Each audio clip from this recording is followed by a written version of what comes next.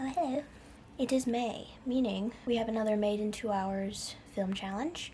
This month's prompt is golden hour, so I am waiting. We got a nice simple prompt with the basic rules and stuff.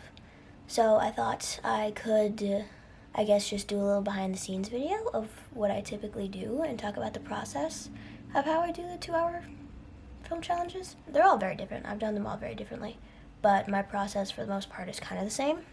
Really, really bad. When I do them, I'm kind of all over the place. I don't know. I chop it up a lot. I rarely do it in just 2 hours non-stop. I think the last time I did that was the one in winter.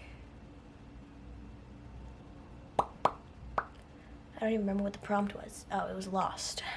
So yeah, I think I'm just gonna film the process for fun, see how it goes. I'm getting concerned, the light is changing. I'm gonna get out there. So typically what I'll do is I'll just have a 2-hour timer on my phone, pretty much there for me at all times.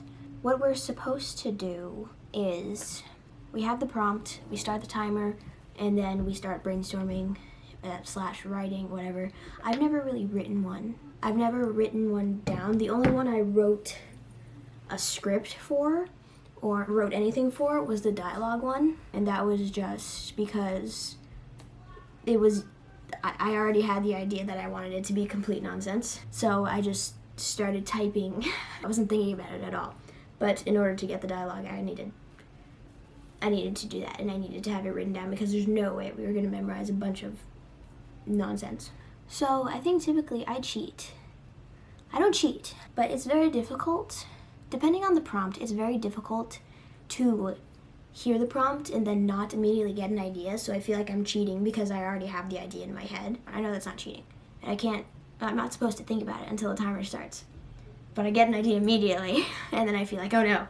But like I said, I never write anything down. It's typically just in my head. Like I don't structure anything out first. I'll just have the idea, and then I just start filming with the idea in mind. I'm not thrilled with a lot of the results I've gotten from doing that, but I don't know, some of the ones that were considered the best ones were the most wing it ones. I need to stop making them so long too. I've said that to myself multiple times because it stresses me out so much. It was nice for the other one because we didn't have to limit the editing time, which was very nice.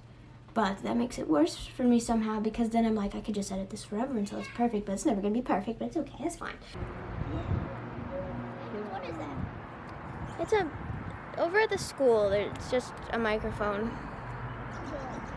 Something there or something? Probably a game. I heard someone poorly singing the Star Spangled Banner earlier. Our national anthem? Yes, our national anthem. For this one, it's gonna be pretty simple. I don't think the timer's gonna account for much besides the editing because I'm just gonna get a few shots. There's not much you can do with filming golden hour. I'm gonna get the main point, just a few nice shots, and then I'm going to allow myself to think of something else. But that's what I'm gonna do right now. I will usually start the 2-hour timer and just freeze. And begin.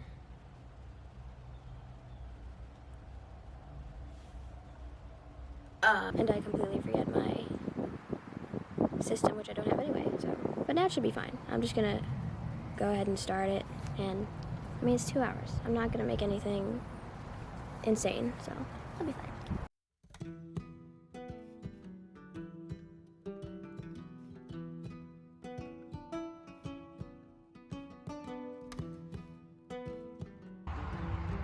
Why?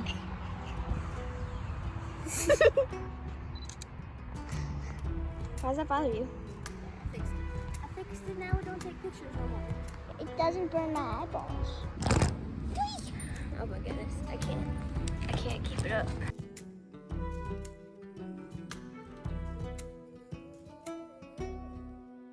What are you doing?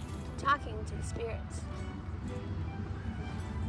I recently found out from my brother, that I have an astigmatism. Apparently, normal people who don't have an astigmatism don't see the sharp rays coming off of light. And I didn't know, I thought everybody saw that. I thought that's just what light did. thought it made spikies, just the things that look like light rays but are actually a deformity in your eyeball. I mean, I knew I couldn't see anything, but I didn't know I had astigmatism.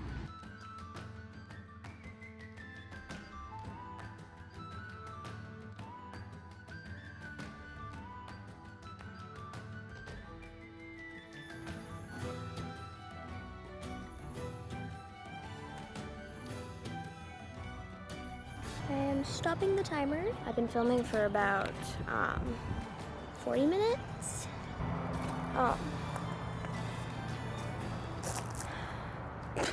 I think I got plenty of coverage for the actual golden hour part. Now I just need to edit it and figure out how to make sense of it and figure out a reason for it to exist at all. I'll probably explain the processes of the other ones a little bit more, because they're all very different from this and each other, so people are so noisy. Bye-bye, sunshine.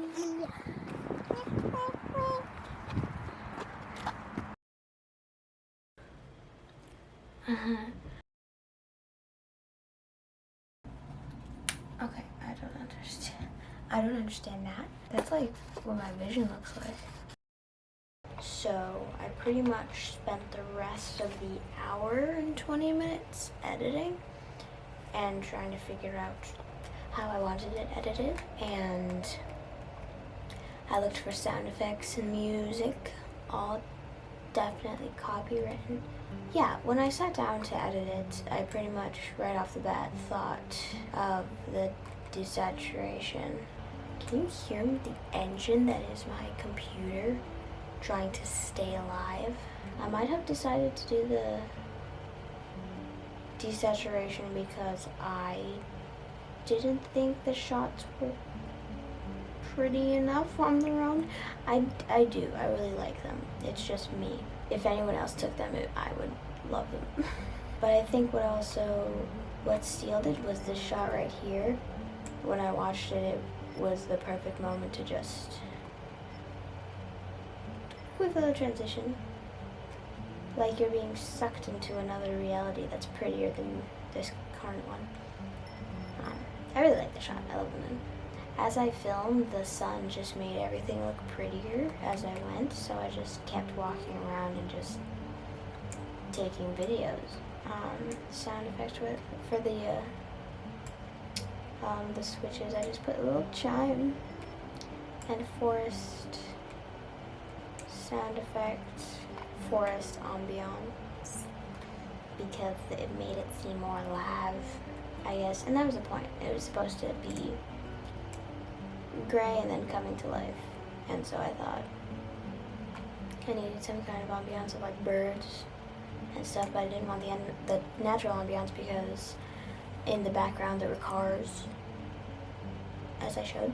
There were cars and stuff. It wasn't fun, and it was kind of windy. A lot windy, so that was this one. I mean, very incredibly simple. I'll go to the other ones quickly. So, the thing behind this one, I had been stuck in Maine for like 2 weeks, and I don't think I was going to be back until I think after this month's challenge would have been over. So I decided to just do it with my cousins and just have fun with it. So we went on a walk. I took my camera because I don't know. It was the prompt was one shot, so filmed in one shot, which I do want to do again. That time limit stuff. I just think it's a really cool shot. So we went out on a walk and we saw these footprints, which you can barely see in the video. If you look closely, you can see these white Sasquatch footprints. And we just saw this. We were just walking. We just saw it on the road. And so it's just one of those things where you're like, let's use this. Let's make the entire video based on this one fun little thing we found. And this wasn't even the first take. The first take we did was me filming and Melissa and Melanie running for their lives. But I didn't quite like the shot, or where I had positioned them on the camera. So I wanted to do it again, but I didn't want to make Melissa run again, which She did anyway at the end. I told her she didn't have to, but she goes above and beyond. Always. This was filmed so quickly. We didn't really plan anything. We're just like, let's notice this. Notice the Sasquatch that's filming us for some reason. But that's what it's supposed to be. It's supposed to be the POV of, like, Bigfoot coming out of the woods to eat us, if that wasn't obvious. There isn't a ton of attention drawn to the fact that it's filmed in one shot, which I don't love, but at the same time, there was a lot of action done in one shot, and I think that's, I mean, I kind of saw that as a win. I wish. That's why I want to do it again, because I want to do something cool with it. I don't want to just film without stopping. I want to do something cooler. The dialogue one, I've already kind of touched on. It was pretty weird.